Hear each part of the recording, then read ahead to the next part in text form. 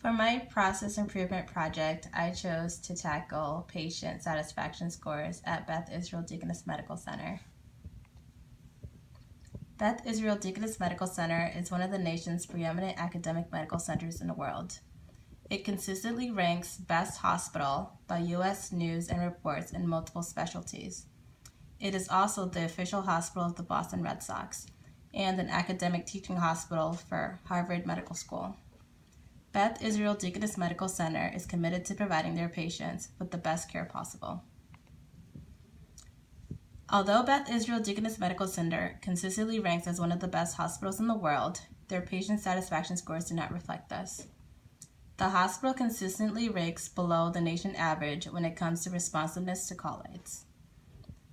Poor responsiveness scores results in poor customer satisfaction, which in turn decreases the institution's reimbursements from insurances like Medicare and Medicaid, having a detrimental effect on the hospital's profitability.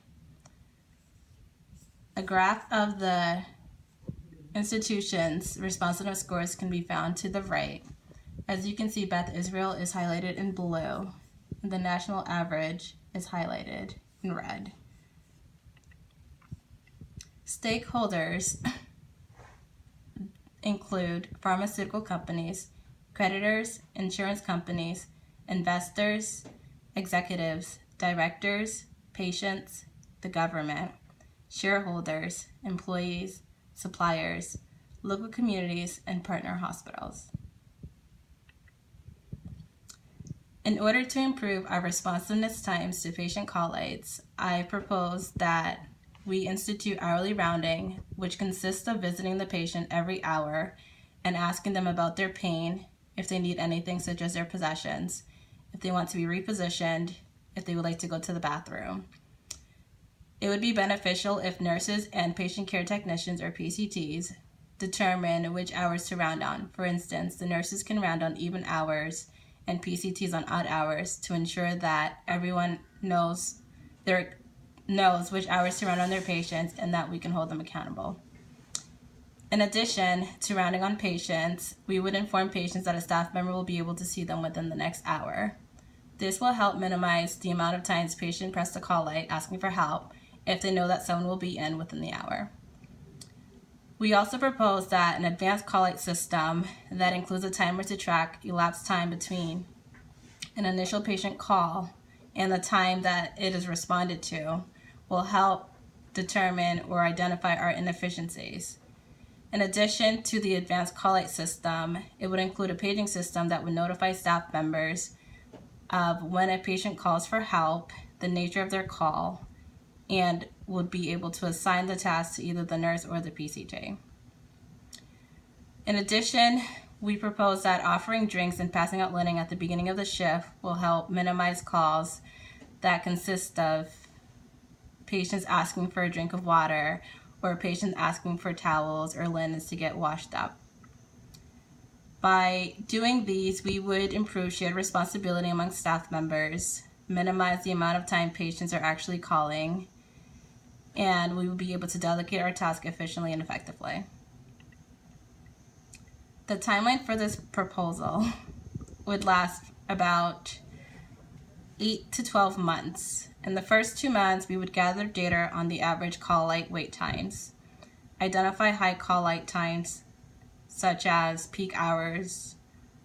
For instance, if we notice that change of shift consists of more call lights, we would have staff members wait 30 minutes post-shift so that they could tend to those lights while other staff members are getting reports, and the number of calls per shift.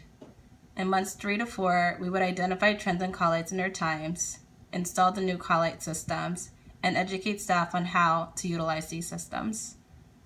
In months 4 through 6, we would implement hourly rounding, obtain data on effectiveness of call light systems from staff, and obtain further data from patients to see if this is improving their responsiveness times. In months 6 through 8, we would reinforce the policies, further trend the data and identify and correct inefficiencies, and find long-term ways to monitor progress towards minimizing response times. This slide consists of a timeline of our proposal For instance, starting on March 1st, we would begin to gather our data and ending on December 31st. For our communication plan, we propose that posting posters throughout the unit and facility of BIDMC that states that we promise to place our patients and their care at the heart of everything that we do. We would also include a video channel on the patient care portal, which allow patients to see how we plan on implementing our project.